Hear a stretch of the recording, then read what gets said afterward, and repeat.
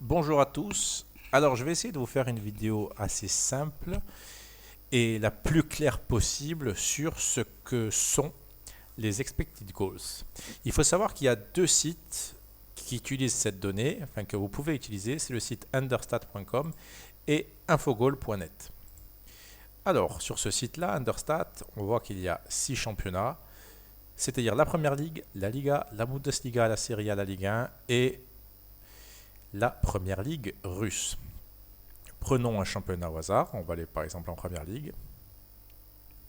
Donc, nous avons ici le classement tel qu'il existe, c'est-à-dire tel que les points réellement pris par les équipes.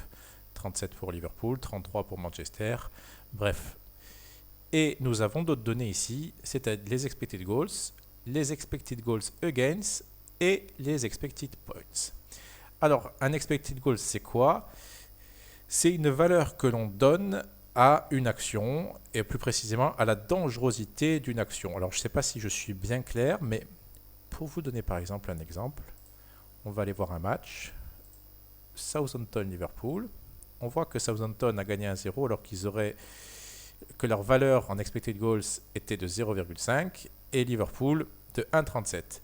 Et pourquoi 1,37? Parce qu'on regarde, on voit ici que Sadio Mané s'est créé une occasion à la 57e minute, un tir du pied gauche qui a un expected goal attendu de 0,37. Et pour vous donner un exemple, un penalty c'est 0,76 ou 0,75.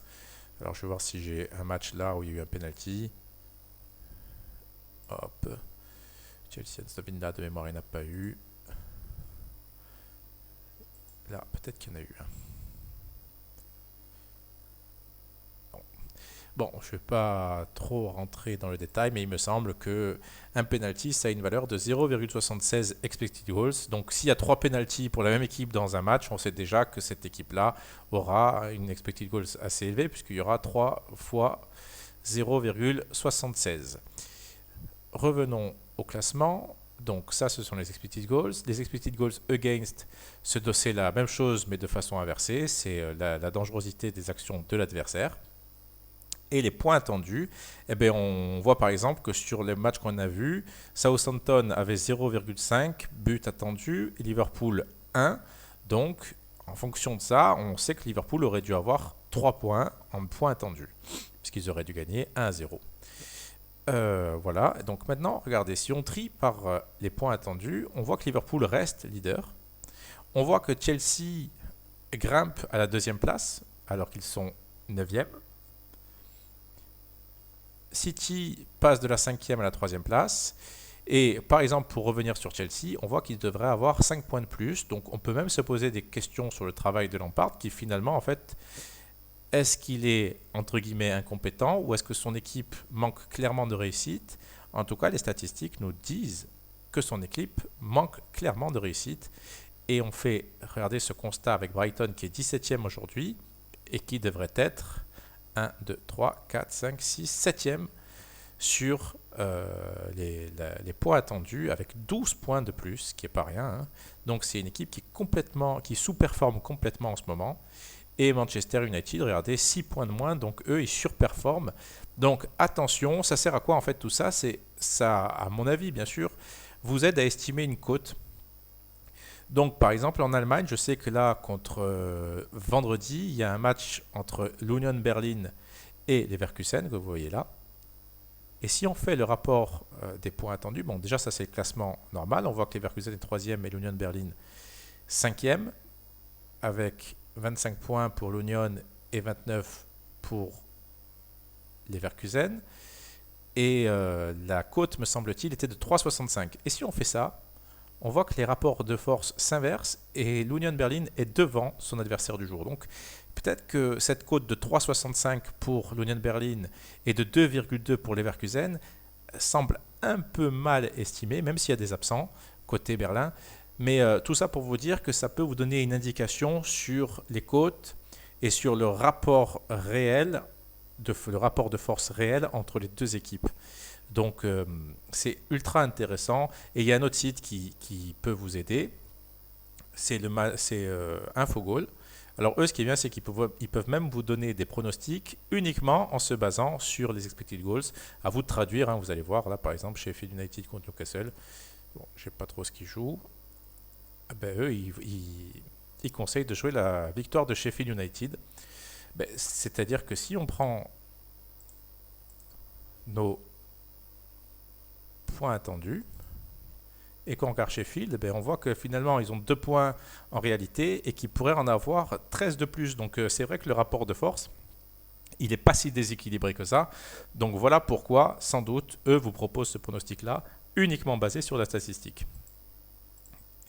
Et on retrouve le même principe que sur Understat.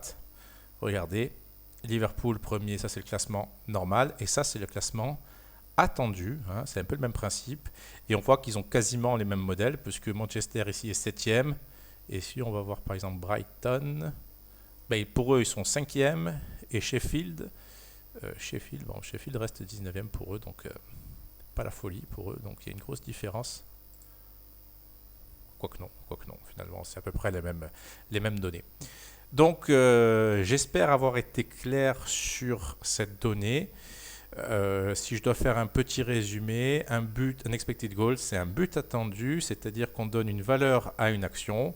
Un tir de 30 mètres aura par exemple, hein, je vous dis comme ça une bêtise, une valeur de 0,03 expected goals, alors qu'un penalty aura une valeur de 0,76.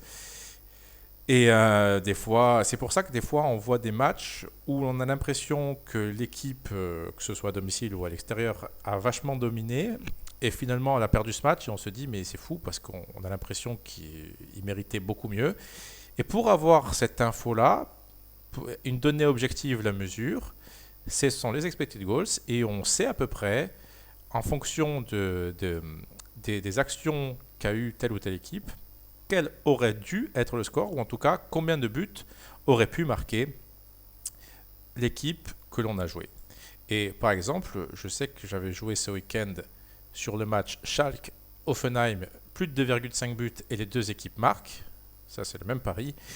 Et j'ai un peu été malchanceux, puisqu'on voit que Schalke aurait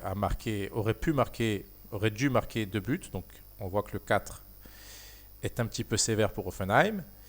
Et Hoffenheim en a marqué 0, alors qu'ils auraient presque pu en marquer 2. Donc voilà, c'est un match où finalement Schalke gagne largement, un match où les rapports de force étaient beaucoup plus équilibrés, puisque un 2-2 aurait été logique selon le modèle des expected goals. Et donc en point attendu, ça nous aurait fait 1 point pour Hoffenheim et 1 point pour Schalke. Voilà, j'espère avoir été clair avec vous.